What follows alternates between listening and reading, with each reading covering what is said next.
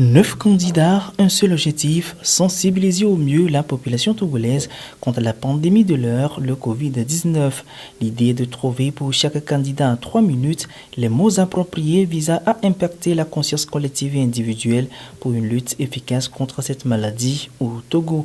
3 précieuses minutes qui ont permis à Abidé Agim alias Migab non seulement d'illuminer la scène librement, mais également et surtout de convaincre le jury à travers son test original.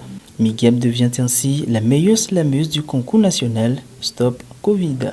Notre société est victime d'une calamité, certes invisible mais plus réelle que la réalité. La Covid-19. Apparue tel un ouragan, elle nous fait même porter des gants. Elle a refait les lois et mis des barrières entre mes potes et moi. Elle a créé en l'être humain un quotidien sentiment d'effroi et est responsable du grand émoi dans lequel nous vivons aujourd'hui. À l'écho de son nom, elle fait battre les cœurs et provoque en nous des sensations similaires à ces symptômes alors qu'en vrai c'est la peur. Et pourtant il est l'heure de tout sauf de la peur. Car si on veut éviter un grand malheur, il va falloir prendre des précautions de grande ampleur. Tout d'abord, je suis vraiment émue d'avoir remporté cette finale, surtout qu'il y avait du potentiel, je dirais. Les candidats étaient vraiment talentueux. La première partie de mon texte est un texte de sensibilisation contre la Covid-19.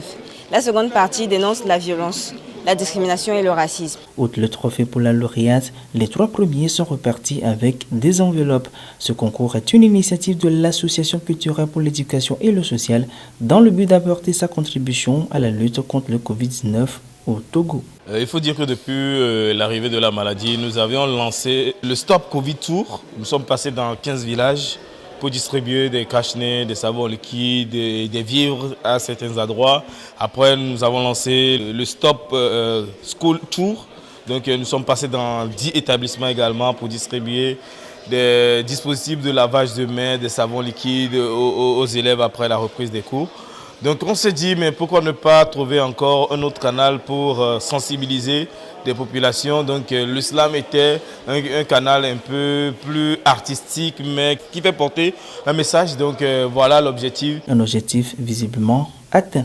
Selon moi, le message est passé parce que déjà, au début, on a eu 25 candidats qui ont envoyé des vidéos que nous avons postées sur notre page et il y a eu beaucoup de vues. Les 10 vidéos les plus sélectionnées, il y en a qui ont eu plus de 2000 à 3000 vues. Ça veut dire qu'au moins, il y a eu 2000, 3000 personnes qui ont été sensibilisées par une seule personne. Sur les 10, on peut se dire oui qu'au moins 20 000 personnes plutôt ont été sensibilisées pour nous. C'est rien de grand peut-être, mais c'est un plus à tout ce que le gouvernement fait comme sensibilisation. D'autres actions similaires sont prévues dans les jours à venir.